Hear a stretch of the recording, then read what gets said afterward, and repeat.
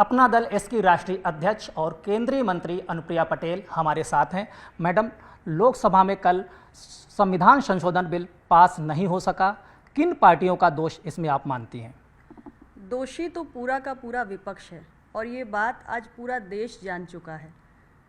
संविधान संशोधन विधेयक 131वां विधेयक सरकार इसलिए लाई कि जिस नारी शक्ति वंदन अधिनियम को हमने 2023 में पारित किया और इसमें तमाम पार्टियां हमारे साथ थी और हमें पूरी उम्मीद थी कि आज हमारे पास एक मौका है कि हम इसे लागू कर सकें। और लागू करने की नीयत से, क्योंकि देश की नारी शक्ति को हमने वादा किया था कि 2029 तक हम उन प्रतिनिधित्व देंगे, लेकिन कल विपक्ष का जो रवैया रहा, उनके कारण, उनकी मंशा के चलते और उनकी जो नीयत में एक छल कपट था, उसके रहते हमारा ये बिल गिरा है। और बिल ही नहीं गिरा है, इस बिल के गिरने के साथ साथ समूचा विपक्ष आज देश की आधी आबादी की नज़रों में गिर गया है, क्योंकि उन्होंने आधी आबादी की पीठ में छुरा घोंपने का काम किया है। प्रधानमंत्री ने अभी कैबिनेट की मीटिंग में कहा है कि विपक्ष ने महिलाओं को हराया, क्या आप भी ऐसा मानती हैं? देखिए, नारी शक्ति को हराने का तो आज किसी के अंदर मादा है नहीं। देश की आधी आबादी बहुत जागरूक हो चुकी है और आज वो मूक दर्शक नहीं है।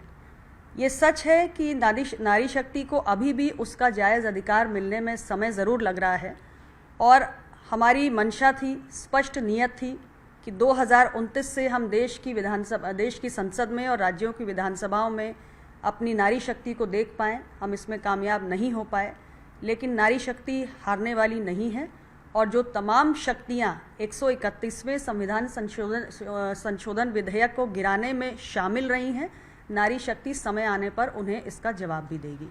संशोधन बिल गिरने के बाद समाजवादी पार्टी हो या कांग्रेस हो, उनके नेताओं में जश्न जैसा माहौल है। वो पोस्ट भी कर रहे हैं सोशल मीडिया पर और खुद को एक विजयी के तौर पे साबित कर रहे हैं। क्या कहेंगे उनके इस रवैये पे?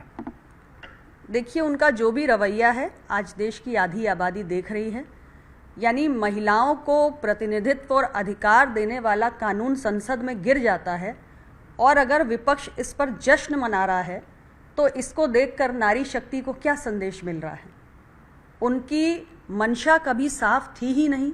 वो कभी चाहते ही नहीं थे कि देश की आधी आबादी 33% की भागीदारी देश की संसद में और राज्यों की विधानसभाओं में प्राप्त कर सके, यहाँ पर आके बैठे और नीति बनाने की जो प्रक्रिया है उसमें उसका भी योगदान हो। और इसीलिए आज उन्हें खुशी है कि ये बिल संसद के अंदर गिर गया है। अखिलेश यादव कह रहे हैं कि विपक्ष ने सरकार की मंसूबों को धूल चटा दी है। सरकार की नीयत तो बिल्कुल साफ है, पूरा देश जानता है, आधी आबादी जानती है। 2023 में ये बिल पास हुआ था और तभी हमने तय किया था कि 2029 में हमें इसे लागू करना है। यानी 2029 का लोकसभा चुनाव जब हम लड़ने जाएंगे तो 33% सीटों पर हमारी महिलाएं होंगी और इसी नीयत के साथ सरकार ये बिल लेकर आई।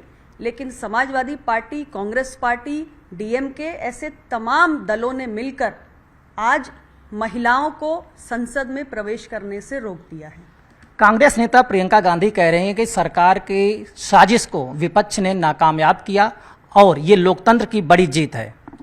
साजिश सरकार की नहीं, साजिश तो समूचे विपक्ष ने की है और नारी शक्ति को उसका अधिकार ना मिले, ये साजिश की है। लेकिन हमारी एनडीए की सरकार का भी ये संकल्प है कि नारी शक्ति को उसका अधिकार मिलकर रहेगा।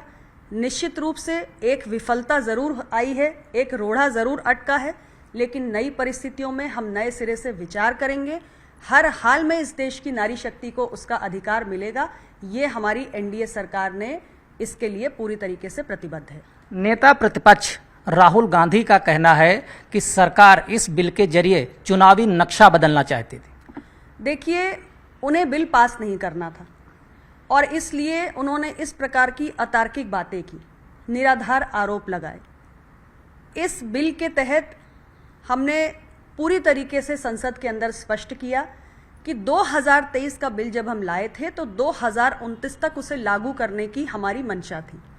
चूंकि बिल को पास करने और उसे लागू करने के बीच में दो महत्वपूर्ण काम होने थे, जिसमें सबसे पहला था हमारी सेंसस की एक्सरसाइज और दूसरा था डीलिमिटेशन। ये दोनों प्रक्रियाओं में आप जानते हैं और ये सदन में भी सभी दलों को बताया गया कि इसमें समय लग रहा है। यानी अभी हमारी कास्ट सेंसस प्रारंभ हुई है, पहला चरण चल रहा है और अगले वर्ष 31 मार्च 2027 तक ही हमारे पास जाति जनगणना के आंकड़े आएंगे। उसके बाद डीलिमिटेशन कमीशन का गठन होगा और उसके बाद डीलिमिटेशन कमीशन भी आप जानते हैं कि वो एक प्रक्रिया के तहत पूरे देश का भ्रमण करता है, सभी राज्यों में जाता है, सभी पब्लिक हियरिंग करके सबकी बात समझ के ही डीलिमिटेशन करता है और उसकी रिपोर्ट आने में भी समय लगता है। इस पूरी प्रक्रिया में जितना समय लगता तो 2029 तक जो नारी शक्ति से वादा हमने किया था हम उसको पूरा नहीं कर पाते और नारी शक्ति छला हुआ महसूस करती। हम चाहते थे नारी शक्ति को ये भरोसा हो कि सरकार और सभी दलों ने मिलकर जो बिल पास किया है उसमें हमारी नीयत साफ है और 2029 में उन्हें संसद में प्रवेश मिले, इसलिए इस अमेंडमेंट को लाने की हमें जरूरत पड़ी। लेकिन विपक्ष ने हमारा साथ नहीं दिया, इसलिए निश्चित रूप से नारी शक्ति निराश हुई है। विपक्ष का रवैया जो महिला आरक्षण बिल पे रहा है उसको लेकर भारतीय जनता पार्टी ने जनता के बीच जाने का फैसला किया है। एक अभियान चलाने जा रही जनता को जागरूक करने के लिए और खासकर महिलाओं को ये बताने के लिए विपक्ष ने कैसे उसके हक के बीच में रोड़ा बना। क्या आपकी भी पार्टी इस मिशन में शामिल होगी और जनता के बीच बताएगी? देखिए, हमारी पार्टी एनडीए का हिस्सा है और एनडीए का परिवार भी इस पर मंथन कर रहा है। एनडीए सामूहिक रूप से जो रणनीति बनाएगा उसका पालन हम भी करेंगे, लेकिन निश्चित रूप से महिला आरक्षण को लागू करने के विषय पे विपक्ष का जो रुख रहा है उसको आधी आबादी के साथ साथ आम जनमानस के बीच में जो महिलाओं को समान अधिकार देने के पक्षधर हैं और लोकतांत्रिक मूल्यों को मजबूत करने के पक्षधर हैं, उनके बीच इस सारे षड्यंत्र का पर्दाफाश होना ही चाहिए। सच्चाई क्या है ये देश को जानना चाहिए और इसके लिए एनडीए परिवार सामूहिक रूप से जो तय करेगा हमारी पार्टी भी उसको पूरा करेगी। मैडम, अब सवाल 2027 को लेकर है। पार्टी की आप राष्ट्रीय अध्यक्ष हैं, अपना दल की क्या तैयारियां हैं? अपना दल की तैयारी पूरी तरह मजबूत है। आपने देखा है कि लगातार 2012 में मैं अकेली विधायक थी, 2014, 2017, 2019, 2022, 2024 निरंतर हमारी पार्टी का ग्राफ बढ़ा है।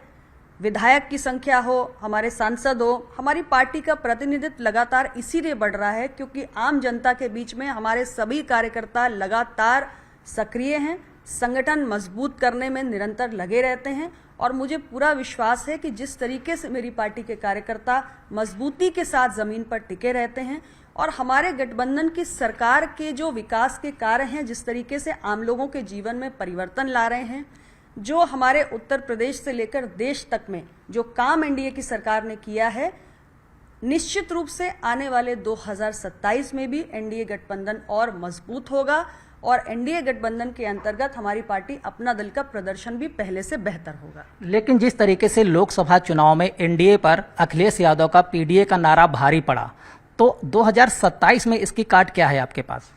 देखिए, कभी कभी ऐसा होता है लोकतांत्रिक व्यवस्था में कि कुछ भ्रम, कुछ अफवाहें चुनाव के ठीक पहले वोटर को कंफ्यूजन में डाल देती हैं, एक संदेह की स्थिति में डाल देती हैं, लेकिन ये क्षणिक होता है। निश्चित रूप से हमें इसका नुकसान हुआ और हमारे विपक्ष को इसका कहीं ना कहीं लाभ भी मिल गया, जिससे वो बहुत ज़्यादा उत्साहित भी हुए। लेकिन काट की हांडी एक ही बार चढ़ती है, बार बार नहीं चढ़ती। एक बार आपने वोटर को गुमराह कर दिया, इसका अर्थ ये कतई नहीं है कि आप बार बार वोटर को गुमराह कर सकते हैं। हमारे उत्तर प्रदेश की जनता, उत्तर प्रदेश का वोटर निरंतर देख रहा है कि उत्तर प्रदेश से हमारी संख्या कम हुई चुने हुए प्रतिनिधियों की, उसके बावजूद जनता के प्रति जो समर्पण है उसमें कहीं कोई कमी नहीं आई। एनडीए सरकार की योजनाएं चाहे केंद्र में हो या राज्य में हो, निरंतर लोगों तक पहुंच रही हैं और हमारे जो संकल्प हैं उनको हम पूरा कर रहे हैं और इसलिए जनता का विश्वास बना हुआ है और 2027 में आप देखेंगे कि फिर से एनडीए को तीसरी बार उत्तर प्रदेश में उत्तर प्रदेश की जनता आशीर्वाद देगी। अंतिम सवाल है कि अपना दल 2027 के चुनाव को लेकर कितनी विधानसभा सीटों पर तैयारी कर रही है? देखिए, ये सवाल का जवाब मैं अभी आपको नहीं दे सकती। तैयारी तो हर पार्टी पूरी तरीके से करती है। उत्तर प्रदेश के अंदर 403 सीटें हैं और एनडीए परिवार में शामिल जितनी भी पार्टियां हैं, भारतीय जनता पार्टी हो, अपना दल हो, निषाद पार्टी हो, राजभर जी की पार्टी हो, राष्ट्रीय लोकदल हो, हम सभी पांचों पार्टियां, आप समझिए कि 5 उंगलियों से मुट्ठी बनती है, हम एकजुट हैं। तो निश्चित रूप से सबको कुछ ना कुछ सीटें लड़नी है, सभी तैयारी कर रहे हैं। जहां जिन सीटों पे हमारे प्रत्याशी लड़ेंगे बाकी दल सहयोग करेंगे, और जिन सीटों पे हमारे अन्य एनडीए परिवार के दलों के प्रत्याशी होंगे हम उनको सहयोग करेंगे। लेकिन हर पार्टी हर सीट पर तैयारी करती है, जब हम मजबूत होंगे तभी एक दूसरे को भी मजबूत कर सकते हैं, और इसी भावना के साथ हम अपना काम कर रहे हैं। शुक्रिया हमसे बात करने के लिए। ये थे हमारे साथ केंद्रीय मंत्री और अपना दल की राष्ट्रीय अध्यक्ष अनुप्रिया पटेल। वीडियो ने हरीश के साथ संदीप पांडे, न्यूज़ 18 दिल्ली।